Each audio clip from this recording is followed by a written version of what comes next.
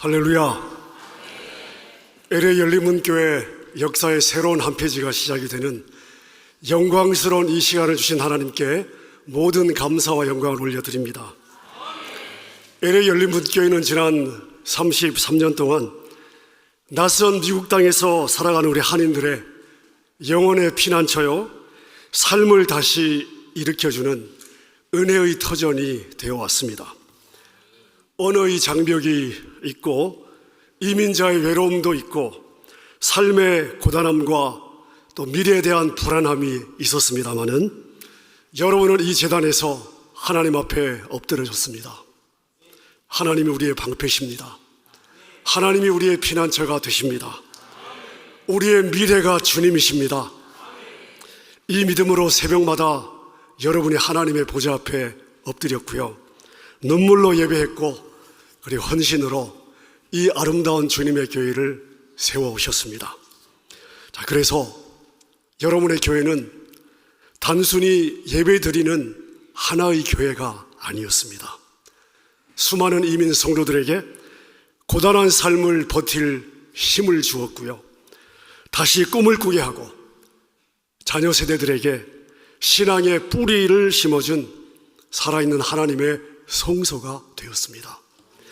또한 이 교회는 한 지역교회로만 머문 것이 아니라 한 교단을 떠받치는 기둥 같은 교회가 되었고, 또 목회자를 양성하는 신학교를 위해서도 헌신과 희생을 아끼지 않았습니다. 이 모든 교회의 역사를, 또 역사의 발자취를 돌아보면 우리가 분명히 고백할 수 있는 거 하나 있습니다. 여기까지 인도하신 분은 하나님이십니다. 하나님이 오늘 우리의 오늘이 있게 해주셨습니다. 자, 근데 여러분, LA 열린문교회 하면 가장 먼저 무엇이 떠오르십니까? 네. 할렐루야. 네. 자, LA 열린문교회 하면 가장 먼저 떠오르는, 여러분들이 다 뭔가를 말씀하고 싶은데, 자, 누구시죠? 네, 박헌성 목사님이시죠. 지난 33년의 짧지 않은 세월 동안 우리 박헌성 목사님, 이 교회의 설립 목사로서 강단에서 양들을 먹이고 성도들과 함께 울고 웃고 이 교회를 오늘까지 이끌어 오셨습니다. LA 열린문교회 박헌성 목사님을 빼고 설명할 수 있겠습니까? 과장이 아니죠. 하나님이 그만큼 한 명의 목회자, 하나님의 종을 귀하게 사용해 오셨습니다. 자, 그런데 여러분, 오늘 우리가 붙들어야 될 더 깊은 믿음의 고백이 있습니다. LA 열린문교회는 박헌성 목사님을 통해 세워주셨지만 LA 열린문교회의 진짜 주인은 누구냐? 우리 하나님 한 분이신 줄로 믿습니다. 하나님이 귀한 종을 통해 하나님의 교회를 세워주신 거예요. 자, 이제 그 하나님께서 새로운 담임 목회자를 통해 하나님의 교회, 여러분의 교회를 영광스럽게 세워가실 줄로 믿습니다. 자, 성경에도 보면 오늘 같은 그러한 날이 있었습니다. 모세에게서 여호수아에게로 리더십의 바톤이 넘어가는 바로 그 시점, 오늘 저희가 읽은 여호수아 1장이 바로 그 장면을 말해주고 있습니다. 여러분, 이때 여호수아의 마음이 어땠을까요? 영광스러웠을까요? 아니요. 엄청난 부담이었을 것입니다. 기대요? 아니요. 두려움이 훨씬 더 컸을 것입니다. 원래 이 자리가 누구의 자리였습니까? 모세의 자리였습니다. 이스라엘 백성들에게 모세가 그냥 단순한 지도자가 아니죠. 모세는 출애굽의 얼굴이었고 광야 40년의 목자였습니다. 시내산 언약의 중보자였고 하나님과 대면하고 말하면서 이스라엘 백성들의 40년 가장 어려운 광야 생활을 떠받쳤던 기둥이요 받침이었습니다. 자, 그런데 그 모세의 자리에 지금 누가 서게 되는 거죠? 여호수아가 지금 서야 하는 것입니다. 그러니까 여호수아의 마음에 이런 질문이 있었을 거예요. 내가 과연 이 백성들을 제대로 이끌 수 있을까? 백성들이 과연 나를 따라올까? 그들이 나를 보면서 계속 모세와 비교하지는 않을까? 여러분, 더구나 이 여호수아가 이끌어야 되는 시대는 모세의 시대보다 결코 쉽지 않은 시대였습니다. 물론 모세의 시대가 쉬웠다는 이야기는 아닙니다. 자, 모세의 시대는 광야의 시대였죠. 버티는 시대였습니다. 굶주림과 목마름과 불평과 반역을 견뎌야 하는 시대였습니다. 자, 그런데 이 여호수아 앞에 놓인 시대는요, 다른 차원의 시대입니다. 가나안에 들어가 싸워야 되는 시대예요. 눈앞에 보이는 적들과 실제 전쟁을 치러내야 되는 것이죠. 새로운 땅을 개척해야 되고 정착해야 되고 땅을 분배해야 되고 지파의 갈등을 조정해야 되는 일들이 남아 있습니다. 광야에서는 하나님이 만나를 내려주셨습니다. 하지만 가나안에서는 내가 칼을 들고 정복해야 됩니다. 광야에서는 하나님이 이끄시는 구름기둥과 불기둥을 따라만 가면 되었습니다마는 가나안에서는 어느 성을 먼저 공격할지, 어떻게 백성을 이끌어야 할지 매 순간 결정을 내려야 되는 것이죠. 자, 그러니 여호수아의 부담은 이것입니다. 나도 지금까지 모세의 그늘에서 모세를 따라와 지금까지 왔는데 이제는 전혀 다른 시대를 이끌어가야 되는구나.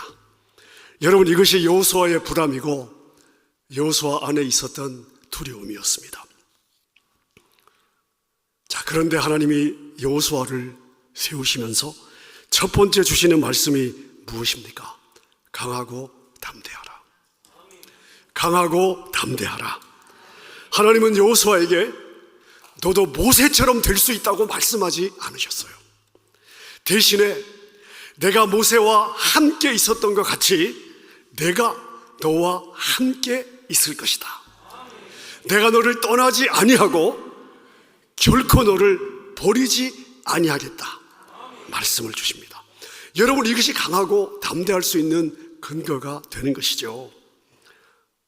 여러분, 오늘 우리는 한 목회자의 취임을 함께 맞이하고 있습니다. 전임 목사님의 33년을 생각해 보십시오. 한 교회를 이제 시작해서 눈물로 씨를 뿌리고 기도로 버티고 사람을 세우고 예배를 세우고 공동체를 세우고 다음 세대를 품고 미주 한인교회의 이민사의 한 축을 담당하면서 이민의 삶에 수많은 현실과 싸우면서 교회를 세워오셨습니다. 그러니 여러분 성도님들의 마음에 당연히 전임 목사님의 이름, 얼굴, 목회가 그냥 여러분의 삶 속에 그냥 삶의 일부로 새겨져 있을 것입니다. 여러분, 감사한 일이에요. 은혜의 역사입니다. 하나님이 한 종을 사용하셔서 이렇게 멋진 일을 행하실 수 있는 거구나. 자, 근데 오늘 여러분이 붙들어야 될 또 다른 진실이 있습니다. 모세가 위대했습니다마는 이스라엘을 약속의 땅으로 데려가시는 분은 하나님이시죠. 여호수아가 쓰임 받았지만 가나안의 문을 여시는 분은 하나님이셨습니다. 마찬가지로 지난 33년 동안 이 교회를 세우신 분은 하나님이십니다. 새로운 담임 목사님을 통해 이 교회를 이끌어 가실 분도 여러분들이 신뢰하는 우리 하나님이신 줄로 믿습니다. 이광원 목사님의 마음도 아마 비슷하지 않을까 싶은데요, 엄청난 부담이 있을 거예요. 아마 무거워서 잠이나 제대로 주무시고 있는지 모르겠습니다. 감사도 있지만 두려움이 훨씬 더 많을 것이고요, 기대도 있지만 외로움도 많을 것입니다. 전임 목사님 때는 이렇게 했는데, 예전에는 이랬는데, 우리 교회는 원래 이런 교회인데, 이런 말들이 앞으로 계속해서 들려올 수 있습니다. 자, 근데 여러분, 전임 목사님의 헌신과 수고를 기억하는 것은 성숙한 감사입니다. 하지만 새 담임 목사님을 전임 목사님의 그림자로만 평가하는 것은 여러분이 여러분의 교회의 미래를 묻고 있는 것과 같습니다. 하나님은 모세를 통해 일하셨어요. 하지만 하나님은 여호수아를 통해 일하십니다. 하나님은 어제의 종을 어제의 시대에 사용하셨습니다마는 오늘의 종을 세워서 오늘의 역사를 만들어 가십니다. 자, 이때 여호수아가 붙들어야 했던 것은 자기 능력이 아니었습니다. 백성들의 즉각적인 인정도 아니었습니다. 모세와 이 비교해서 이기는 것도 아니었습니다. 여호수아가 붙들어야 했던 것은 뭐냐? 하나님의 약속. 내가 모세와 함께 했던 것 같이 내가 너와 함께 할 것이다. 이광호 목사님의 담대함은요, 목사님의 실력에서 나오는 것이 아닙니다.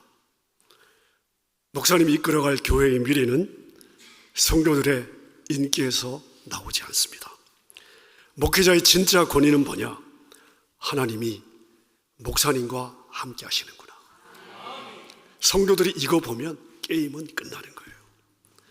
그러므로 사랑하는 목사님, 좌로나 우로나 치우치지 마시고 오직 하나님이 여호수아에게 주셨던 이 말씀처럼 하나님의 율법을 주야로 묵상하고 말씀 위에 서십시오. 사람의 눈치를 보거나 환경의 어려움에 굴복하지 마시고 성령의 임재를 사모하시고 하나님의 보좌 앞에 날마다 목사님의 중심을 세우시면 되는 거예요. 목사님의 말씀에 붙잡히는 한 하나님이 목사님을 강하고 담대하게 목회의 여정 가운데 하나님 그분의 임재와 영광을 드러내실 줄로 믿습니다.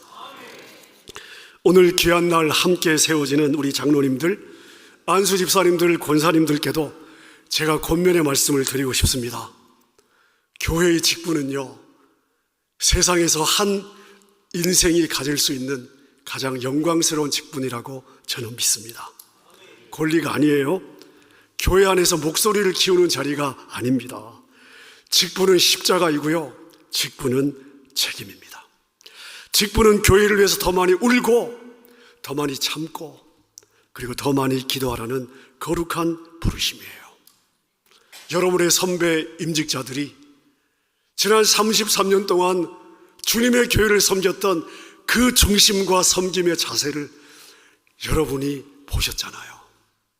그 마음을 여러분이 배우셔야 돼요. 특별히 리더십이 바뀌는 이 시기에는 교회 안에 미묘한 긴장이 생길 수 있습니다. 사람들은 비교할 수 있습니다. 말이 많아질 수 있습니다. 작은 오해가 커질 수도 있고요. 사단은 바로 그 틈을 노리는 것이죠. 자, 그러므로 오늘 임직을 받으시는 분들은 문제의 불씨를 키우는 자들이 아니고 불씨를 끄는 임직자들이 되셔야 돼요. 분열의 씨앗을 옮기는 사람이 아니라 하나님의 교회가 화목하게 하나 되게끔 이 하나됨을 지키는 여러분들이 되셔야 됩니다.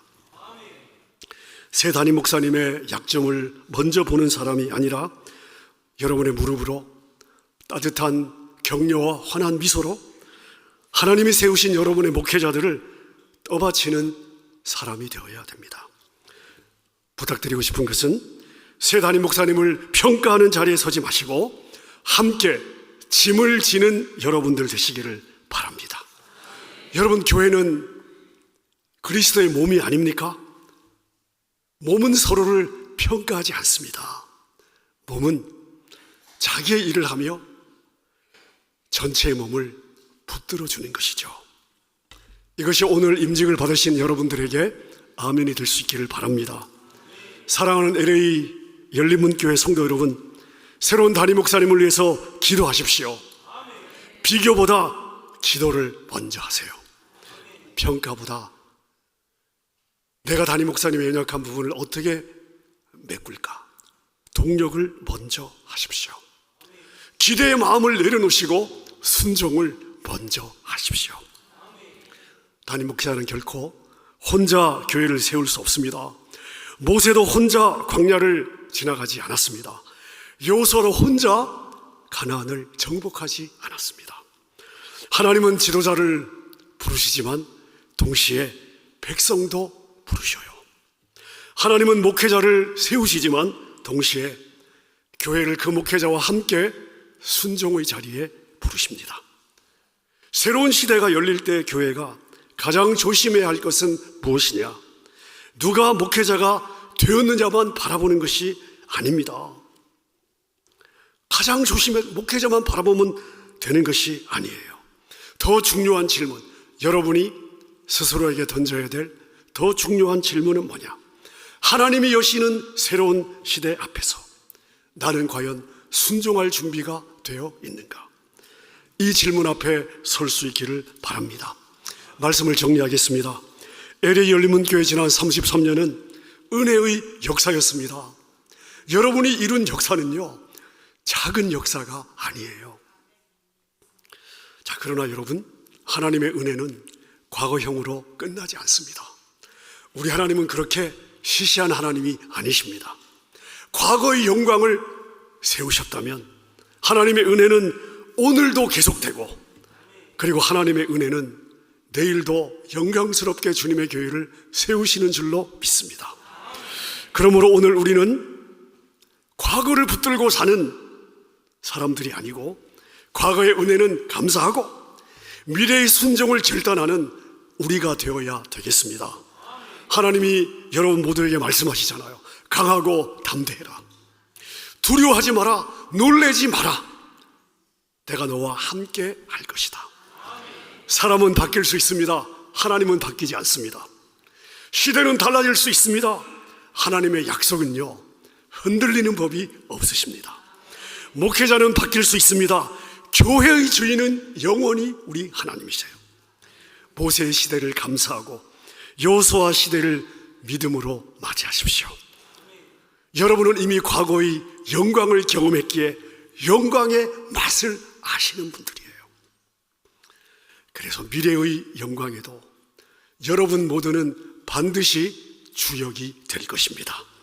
이 믿음으로 펼쳐질 LA 열린문교회 이기사역 위에 하나님의 임재와 영광이 함께 하시기를 우리 주님의 이름으로 축원합니다.